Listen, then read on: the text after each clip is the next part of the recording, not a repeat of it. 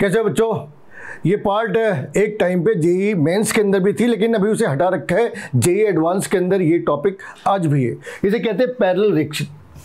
आसान सा पार्ट है लेकिन लोग ध्यान नहीं देते। पैरेलल रिएक्शन का ये पार्ट है, पैरेलल रिएक्शन या कॉम्पिटिटिव रिएक्शन, एक नाम और भी है कॉम्पिटिटिव रिएक्शन। तो यहाँ पे क्या हो रखा है, आर दो अलग अलग ट्रैक को फॉलो कर रही है। एक रिश्ते जाके P1 फॉर्म करा, दूसरे रिश्ते इसने P2 फॉर्म करा। क्या ऐसे रिएक्शन तुमने पहले कभी सुने हैं? हाँ सुने हैं। जो रेडियो एक्टिविटी चैप्टर है उसके अंदर स्पेलेशन रिएक्शन है, जहाँ पे एक बार में ऐसे 10 से 15 जो प्रोडक्ट है न्यूक्लियस है वो जनरेट हो रहे, लेकिन इसे हम केमिकल रिएक्शन के अंदर ही यूज़ कर रहे हैं इस वाली केस के अंदर। तो इस वाली केस के अंदर हम इसे केमिकल रिएक्शन के अंदर ट्रीट कर रहे हैं, ना कि न्यूक्लियर रिएक्शन के स्पेलेशन रिएक्शन के अंदर। तो मैं याद होगा फिजिक्स के अंदर न्यूक्लियर फिजिक्स से, वहाँ पर हमने ये चीज़ें पढ़ रखी है कि एक लार्ज न्यूक्लियस स्पेलेशन रिएक्शन के अंदर 10 से 15 छोटे न्यूक्लियस जनरेट करता है। मगर यहाँ पे सिर्फ 2 है। 10-15 हो थोड़ी क्या काफ़ी कॉम्प्लिकेटेड हो जानी है। 2 में चीज़ें आसान हैं। तो यहाँ पे ये सारी चीज़ें क्या है, आर को इनिशियल कॉन्सेंट्रेशन लिख सकते हैं। आर अपनी इनिशियल कॉन्सेंट्रेशन है और P1 और P2 फाइनल कॉन्सेंट्रेशन है। ये फाइनल कॉन्सेंट्रेशन किसकी? एक प्रोडक्ट की, ये भी फाइनल कॉन्सेंट्रेशन है। और K1 और K2 क्या है? इस रिश्ते की रेट कांस्टेंट और इस वाले प्रोसेस की रेट कांस्टेंट है। So K1 and K2 are basically rate constant for the P1 and P2। If I want to generate the product P1, the rate constant is K1। For the product P2 the rate constant is K2।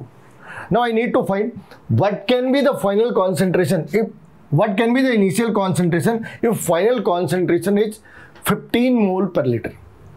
So I need to find initial concentration. This has been provided as 15 mole per liter.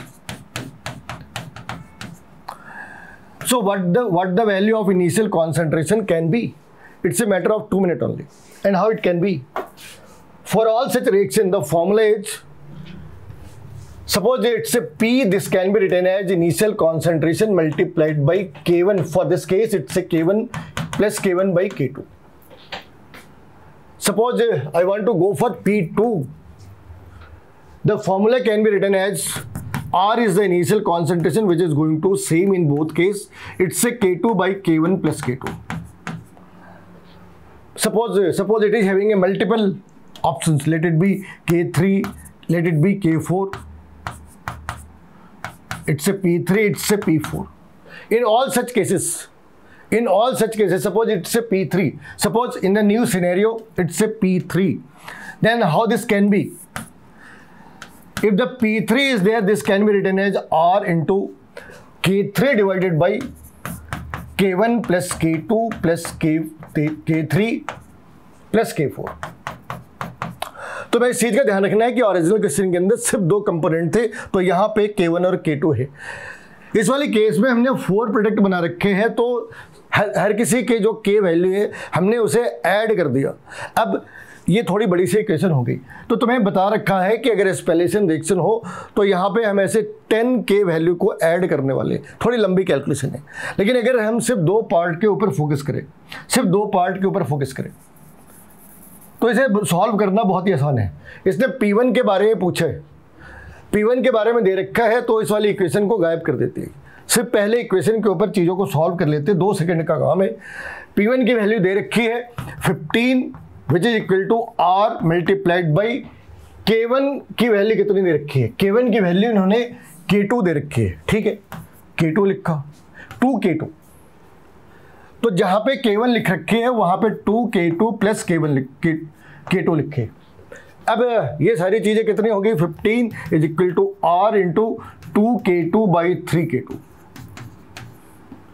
K2 से K2 cancel. तो हमने R की value find out करनी है। R can be written as 15 multiplied by 3 divided by 2 which is exactly equal to 22.5। 22.5 यानी B सही answer है। अब ये आज के डेट में जेई एडवांस के अंदर भी है, जैम के अंदर भी है, गेट के अंदर भी है। पहले ये जेई मेंस के अंदर भी था, लेकिन वहाँ से इसे हटा रखी है।